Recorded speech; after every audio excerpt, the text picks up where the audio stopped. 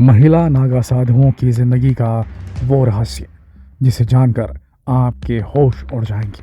जी हाँ, आज के वीडियो में हम आपको महिला नागा साधुओं की जिंदगी के उस पहलू से रूबरू करवाएंगे जिन्हें आप बिल्कुल नहीं जानते।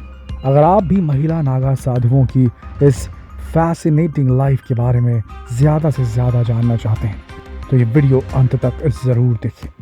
हर बार कुंभ में पूरे देश के कोने कोने से साधु संत आकर जमा होते हैं और उस पूरे जमावड़े में नागा साधुओं का रुतबा अलग ही नजर आता है और इसके साथ ही महिला नागा साधुओं को लेकर उत्सुकता भी बढ़ जाती है। लोग उनके बारे में ज़्यादा से ज़्यादा जानना चाहते हैं।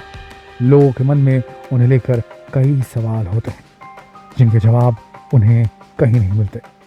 कुछ लोगों को ऐसा लगता है कि नागा साधु जो होते हैं, जिस प्रकार वो ऑलमोस्ट बिना कपड़ों के होते हैं, अर्धनंग अवस्था में रहते हैं, क्या महिला नागा साधु भी इसी प्रकार से बिना कपड़ों के अपना जीवन व्यतीत करती हैं या वो कपड़ों का जो है इस्तेमाल करती हैं? बहुत सारे सवाल हैं जिसे लोग नहीं समझ पाते। तो चलिए आज महिला नागा साधुओं की ज़िंदगी के कुछ अनछुए पहलुओं पर गौर करते हैं। महिला नागा साधु बनना आसान नहीं होता दोस्तों। इसके लिए महिलाओं को कड़ी तपस्या और कठोर नियमों का पालन करना होता है। उन्हें पुरुषों की तरह ही ब्रह्मचर्य व्रत का पालन करना होता है, यानी कि वो शारीरिक संबंध किसी से नहीं बना सकती।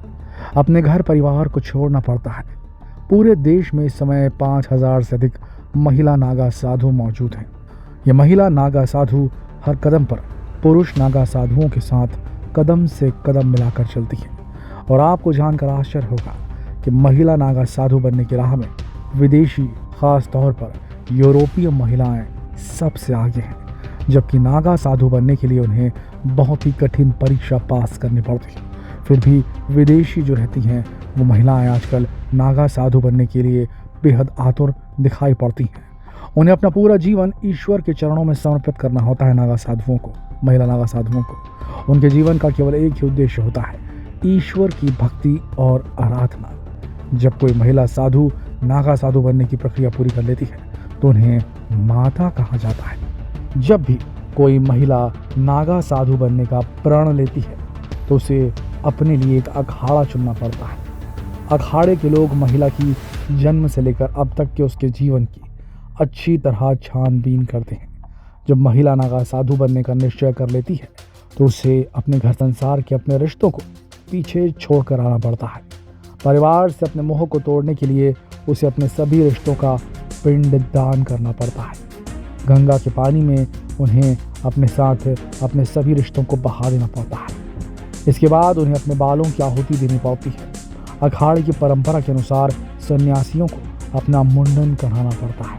इसके बाद उन्हें गोमूत्र, दही, भस्म, गोबर, चंदन और हल्दी दशाविधि से स्नान करवाया जाता है।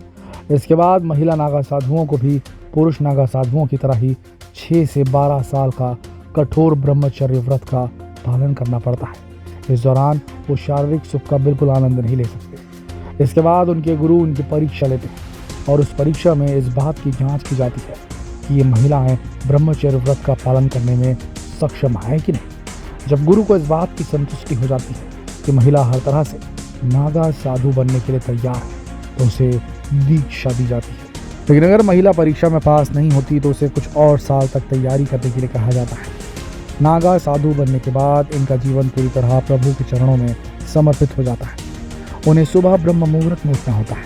इसके बाद नित्य कर्मों के बाद ये शिव भगवान का जाप करती है। दोपहर के भोजन के बाद ये फिर से शिव की आराधना में लीन हो जाती है। नागा साधुओं के इष्ट भगवान शिव होते हैं, इसलिए ये खुद को शिव के रंग में रंग लेती हैं और इन्हीं की तरह धूनी जमाए रहती हैं। ये साध्वियाँ आग के चारों तरफ बैठकर साधना करती हैं। इनकी साधना पर मौसम और परिस्थितियों का कोई भी प्रभाव नहीं पड़ता। सर्दी हो चाहे गर्मी, बरसात हो या कोई और मौसम, हर मौसम में ये एक साथ जीवन व्यतीत करती हैं। अगर देखा जाए तो महिला नागा साधुओं और पुरुष नागा साधुओं में केवल एक ही अंतर होता है और वो ये कि जहाँ पुरुष नागा साधु अपने शरीर पर कोई भी वस्त्र धारण नहीं करते, वहीं महिला नागा साधु एक खास तरह का गेरुए रंग का वस्त्र ग्रहण करती है। इस कपड़े में कोई भी सिलाई नहीं होनी चाहिए और इन्हें बस उसे कपड़े को बांध कर अपने शरीर को ढकना होता है।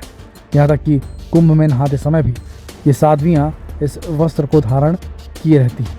इस भगवा चोले में इनका देवी रूप और भी गरिमामयी लगता है। महिला नागा साधुओं में 10 नाम सन्यासिनी आखाड़ा सबसे प्रमुख स्थान माना जाता है।